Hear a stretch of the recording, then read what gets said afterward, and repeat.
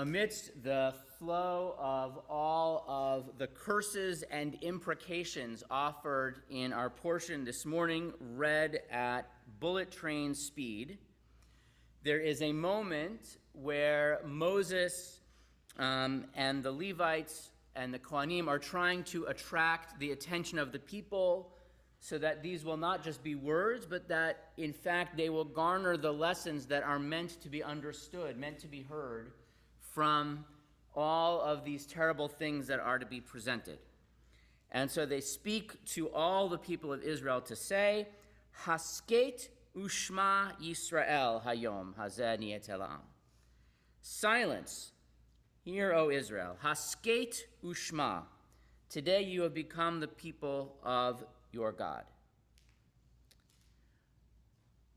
And everyone who translates the book of Deuteronomy knows what the word Shema means. If you don't know what the word Shema means, then our BT lab has failed, whoever went to Hebrew school, right? Shema means hear.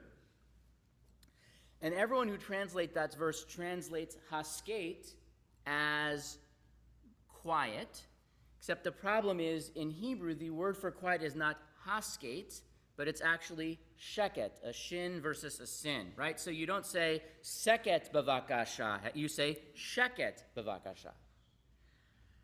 And so I want to take a few moments and explore with you what this verse might have to tell us about what it means to hear, what it means to be attentive.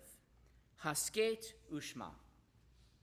So the word shema, hear, this is a word that we know, and in fact, we understand that in order to hear, we need to be attentive. So in fact, before we say the Shema as part of our liturgy, there's the tradition we cover our eyes, we focus, we pause, we take longer, we breathe.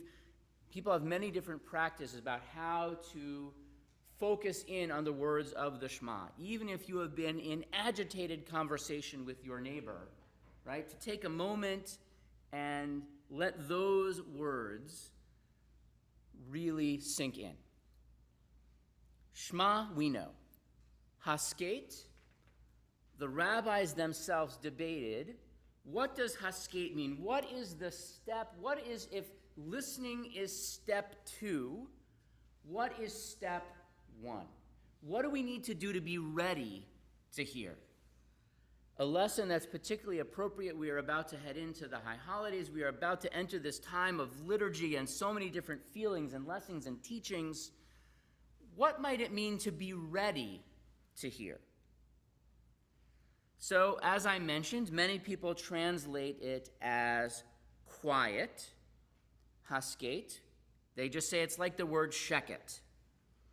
And the truth is, being quiet in and of itself is helpful, because a lot of the time we are simply not attentive to the world around us. During my sabbatical, I spent a lot of time on airplanes, and there's that video that comes on, or if you're on a really small or old plane, they actually give you the spiel. And so I had a friend who told me recently they were on a plane where the flight attendant during the talk said, in the event in the event that we need additional oxygen, do not panic. A mask will drop. I'm sorry. Once the mask has dropped, I've panicked. Sorry, but when the mask drops down in front of you, place it over your knee and continue to breathe normally. And she went on with the talk. Right? Place it over your knee, continue to breathe normally. Nobody noticed. Probably just as effective, by the way. And so the first thing is perhaps to just be attuned. But in fact, the Talmud, our sages actually struggle with this word hasket and what it might mean for us to prepare to listen. And so there's a teaching that is brought that Rava said that you have to study and then analyze. That you have to listen before you can begin to try to interpret. That often we come into a situation with a frame of reference. We come in to a dialogue or to a presentation with our answer already running, if you will. That we come in with a bias, and anything does not fit what we already have in mind coming in, we simply don't hear. It's like Charlie Brown's teacher. It just doesn't impact us.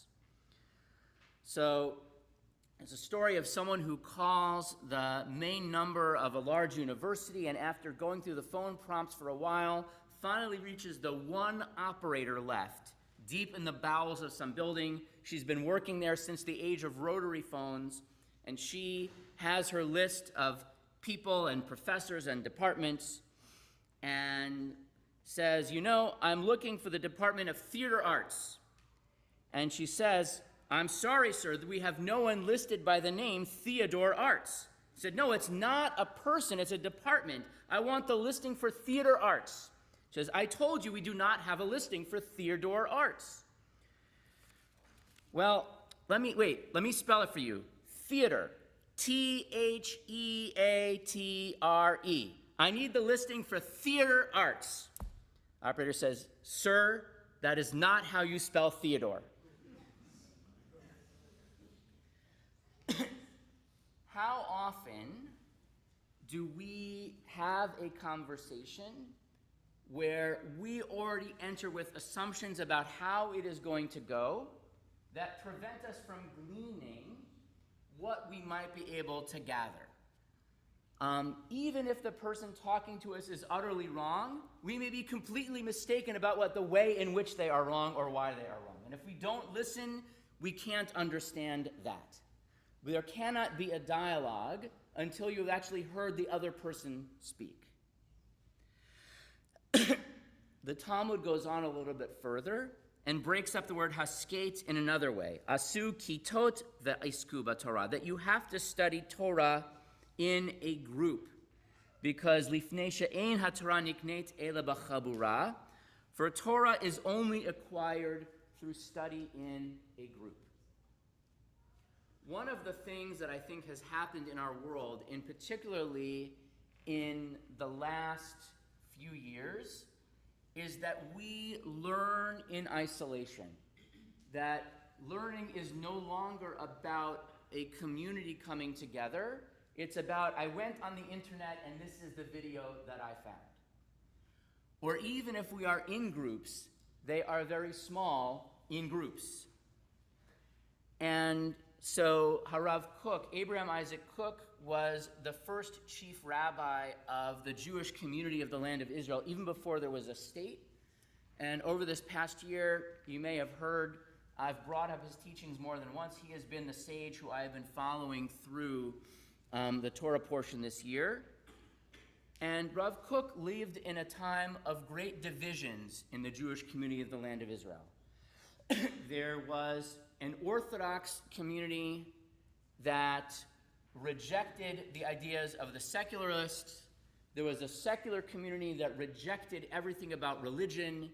There were mainstream Zionists who wanted to create a state living side by side with their Arab neighbors. There were radical Zionists who wanted to drive out or kill the Arabs. Basically nothing like Israel today. And Rav Kook was this unique figure in that even though he came from a very strict and very mystically oriented religious background, was able to appreciate the blessing that was found in each Jew and their perspective. That as an Orthodox, or one might even say ultra-Orthodox rabbi, was able to appreciate the value that secularists brought to having a community together, and that it was important to hear them, to draw them in. He still thought he was right, don't get me wrong, but that the only way to engage was through conversation and understanding of perspectives.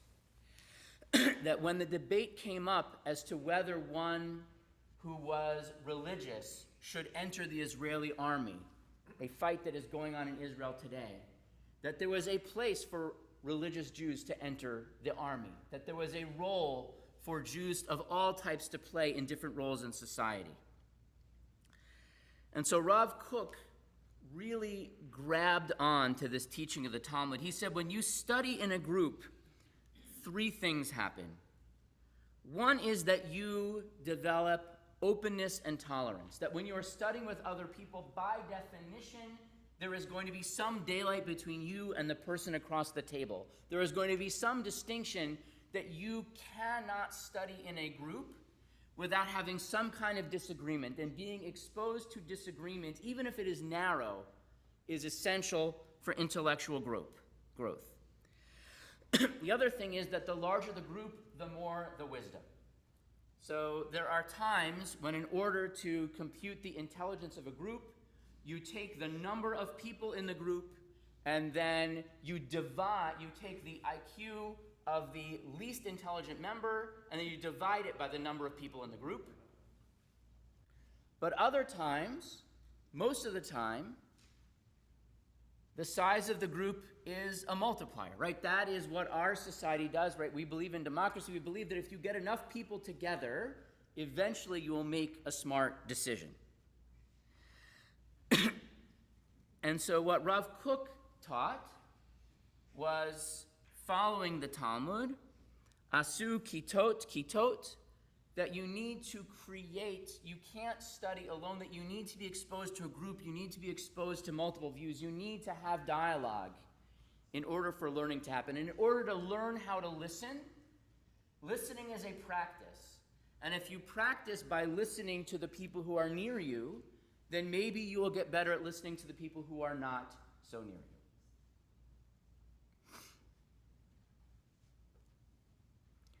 The verse concludes, Hayom hazeh niyeta la'am Adonai Elohecha. If you hear, this is the day that you will become a people of the Lord your God. So Rav Kook's teaching and the Talmud's teaching were aimed at the Jewish communities of their day. They were addressing the world of sages in Babylonia, the world of religious and secular and nationalist and more cosmopolitan Zionist of 80 years ago, of 90 years ago in the land of Israel. But those words still echo for us today. I don't know how often it is that anyone has actually called a phone line and gone through a phone system and actually reached a human, right? I don't know how often that happens anymore. But how often is it that we work in the world and we have assumptions about what someone is doing or thinking that mean that we cannot hear where they are coming from? So we come home and we find that the kids have left a mess, and we have already made assumptions as to how it happened. Now, sometimes those assumptions are accurate, but maybe not. Maybe there was a cat in the hat that came through with 2 fish. You never know. Maybe they have been working feverishly to clean up, and you should have seen what it looked like before you got home.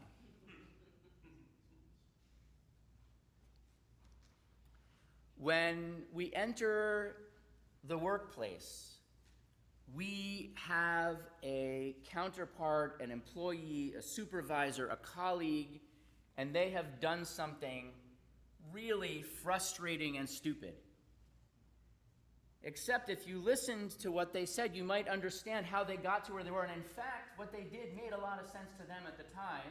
And if you had been there, you might not have done any better. Or, on the national stage, how often is it that we receive information and we make assumptions? We come in and we cannot even hear. We sort of have zoned out because we heard the first words and we know what the rest is going to be.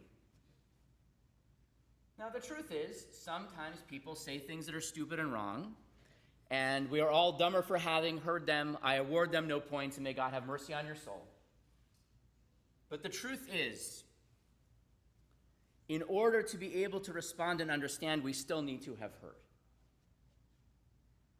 And for people to actually get smarter, listening needs to happen. And so my encouragement as we enter the season of the high holidays, a season of prayer and a season where we hope that God is listening, let me encourage us to think about this teaching of Hasket Ushma. Part one is when someone else is talking to stop talking so you can actually hear them. But part two is to actually enter a place not of silence alone, but of quiescence, of waiting to actually receive before we begin analyzing. And to understand that sometimes learning can't happen alone, that we cannot understand words sometimes as an individual, that sometimes we need to be in a group, we need to be in a community, we need to be in a society to really understand what is happening. So my hope and my prayer for each of us is that whether it is in the world of our own religious and spiritual lives, the world of our families and our work, the world of what is going on over there across the ocean in Israel, or by the way, what is going on here in our own world, in our own country, in our own community, that we learn a little bit about Hasket Ushma. Shabbat Shalom.